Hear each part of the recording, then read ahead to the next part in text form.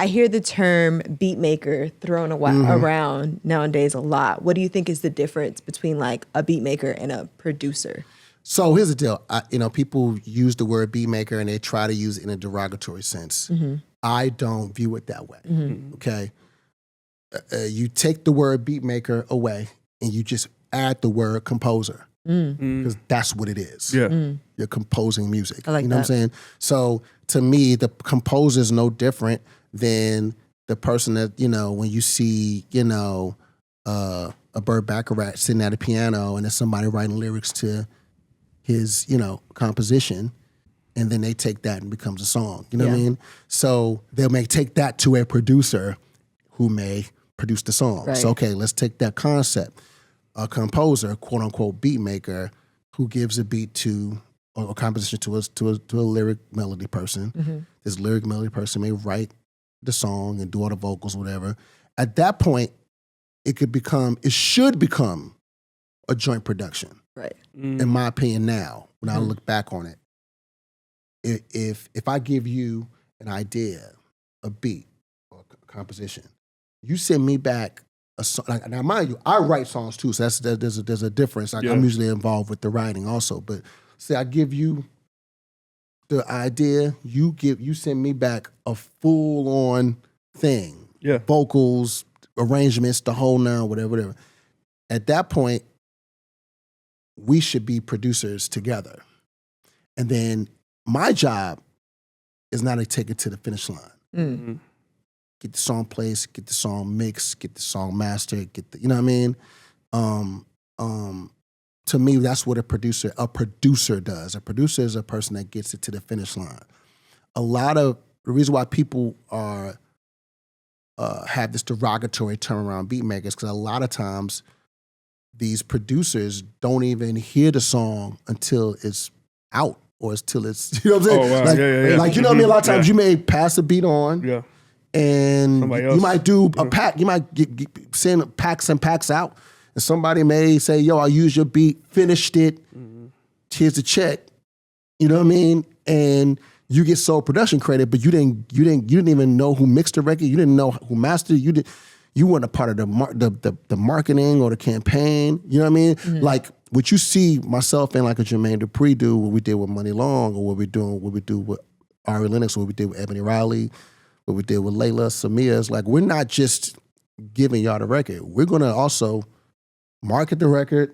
We're gonna talk about the record. We're gonna do everything in our power to make sure that we add value to the record. And that's something that I think why labels look at us and say, okay, we want y'all to, outside the fact that we're gonna, deliver, but they know that when we do deliver, we're not just going to stop at just turning the song in. If you tell me the song is the single, all right, we're on the call. Like, we was on so many calls for the Money Long thing, just from a marketing, promo perspective. We were actually a part of the marketing plan. That's the thing.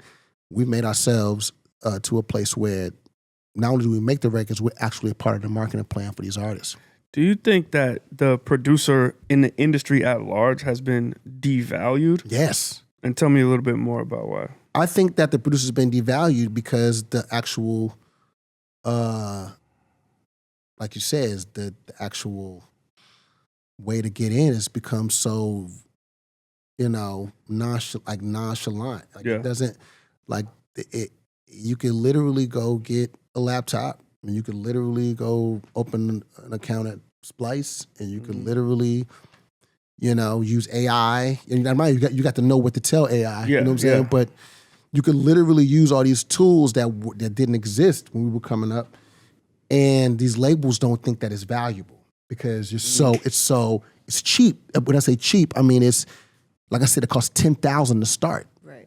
It's almost instant. It's a convenience. Back in the day, it was $10,000 to start with the bare minimum. Right. You didn't have a professional sound. It was really a demo before you got to pre-production. It was a real process. It was like we did the demo. Oh, you like the song? Okay, cool. Now let's book a session to really record it. Not even to really record it. Okay. Let's book a session for pre-production. Wow. So that's when you take your equipment into a studio. Goodness. And you load up your disc and load up all the sounds and you track the sounds to tape. Wow. Pre-production. That would take all day. You know what I'm saying? If I'm bringing my MP in and bringing my keyboards in and this, that, and the third, you got to do 3 or 4 passes of just music. Then if the demo's right, okay, cool. Now we got to take the demo. We have to align these tape machines to make sense. So now we can dump the vocals to it was a real thing. Like it was a whole day process of pre-production. Then you take the reels and they say, okay, now we're going to go, because they want the song, now we're going to book a session for vocal day. And they take the reels and deliver the reels to whatever studio the artist is going to be working at, and then it's vocal day. You know what I'm saying? It was a real process. It wasn't an easy feat. Yeah. So labels, even it's like they don't even really count people's creativity anymore. They're looking at the actual cost of what it costs to make it. So if your laptop costs, let's say you get the top of the line MacBook Pro, all the bells and whistles at best, because you're not going to need the kind of computer that the person that's doing, that's downloading big files and doing film. You're not going to need the $10,000 computer. You need, at best, your computer's going to be $3,000. At best, right? The best producing computer you can get, okay, without going over, just unnecessarily overboard. 3 bands, right? You buy an interface. You don't need to. You can get a Focusrite interface, $200, $300. You can get this mic right here, which is the mic that Michael Jackson used on Thriller. This mic right here, this Shure mic right here is the mic that he used on Thriller. Yes, if you watch the Thriller doc and they're doing A Girl Is Mine, it's this mic right here. Bruce Swedien says this, right? This mic is $100. You know what I'm saying? So you got to set up for, at best, you get a controller. You rent to own all of your plugins. At best, you're gonna spend 4 bands, $4,500 on your whole setup. That you can finish the record, mix the record, you use a program to master. The subscription based thing to get your song mastered. Create your artwork on the same computer you just made the beat on, right? Or on your create the artwork. I've created artwork on my iPhone. Yep.